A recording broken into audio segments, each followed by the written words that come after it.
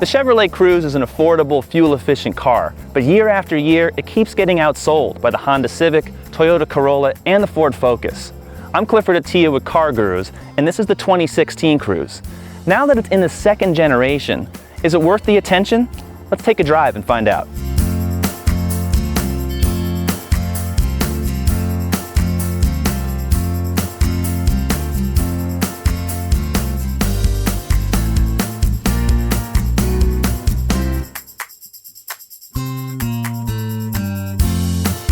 So driving the Cruze, you feel the steering wheel, which is heated on our Premier trim, very nice.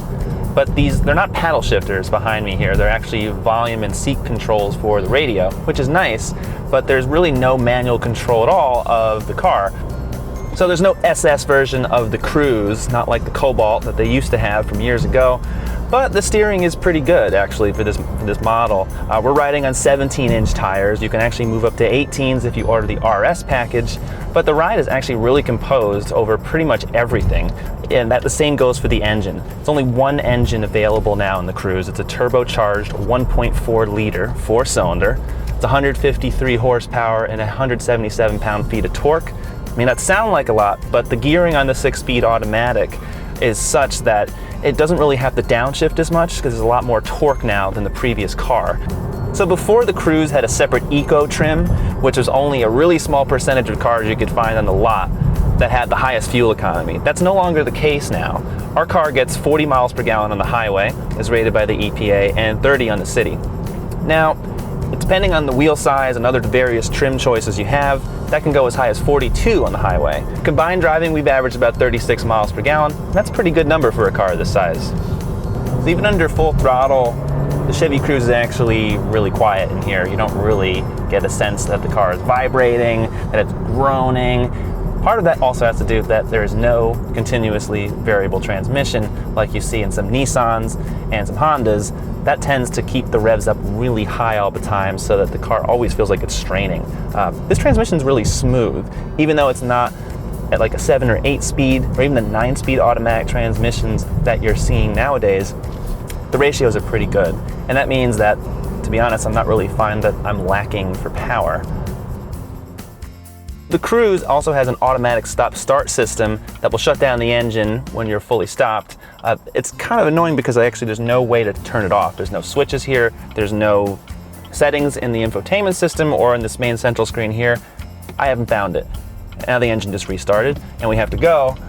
But as you see, we have the air conditioning on too, and so it really can't stay off for very long because it's running off the main 12-volt battery. This is not a hybrid. Now, a lot of car makers are doing this to promote higher EPA numbers, but in reality, it doesn't really do that much, it just kind of upsets you. So that is annoying. I wish there was a button for that, but there isn't. I was driving for about 2 hours this morning, and the seats are actually quite good. They're not at all flat. They're actually pretty supportive. Moving around not too badly here. Not that you would do that in normal driving, but on some of these little fast switchbacks, it's nice to know that you can still be in place. Again, it's not a sports sedan, it's not supposed to be, so you can't really get your hopes up if you're in this part of the market. You would probably get a used 3 Series, but you can also search for that on CarGurus if you want to, but you're here to learn about this car. So it's not torturous to sit in the back of a Cruze because there's actually quite a lot of legroom. You almost think you're in a mid-size car. But it's quite nice. Optional heated rear seats that we have here and a 120-volt household outlet. The only problem really, there's enough headroom, there's enough legroom. There's no center headrest. That's kind of an oversight. It would be nice, it's certainly an added safety feature.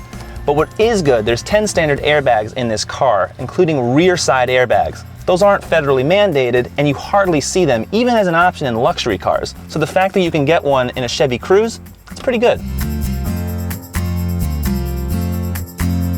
So there's 14.8 cubic feet of cargo space here in the trunk, and it's a really nicely designed cargo hold. You don't even need to fold the seats down. Now, it's a little bit less than the Civic in total room.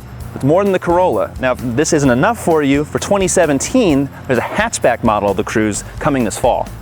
The nav in our car is an 8-inch screen. The standard car has a 7-inch. It's a touchscreen. It's got all the familiar apps that you're seeing on iPads and all the other tablets these days. All these apps here can be rearranged. If you touch and hold it, you can move things around. to any way you like. It's got all the systems like Bluetooth and everything else you're used to. This also has Apple CarPlay and Android Auto, so if you have a connected smartphone with a USB cable, that will replace the regular Chevrolet screen with the smartphone display right on here, so you can easily access it. We've also got Pandora on here, we've got live weather, because it also comes with Sirius XM. This vehicle also has an onboard Wi-Fi connection. It's a 4G LTE system through OnStar. OnStar now has that trial, essentially is a 3 GB trial that you get when you buy the car. And then of course everything expires, like most new cars, and you have to have a monthly fee. The only problem is with this touchscreen, and we're parked in an area right now where there's shade, because there's no covering over it, it can really be washed out in direct sunlight, and that's kind of a problem with a lot of these screens.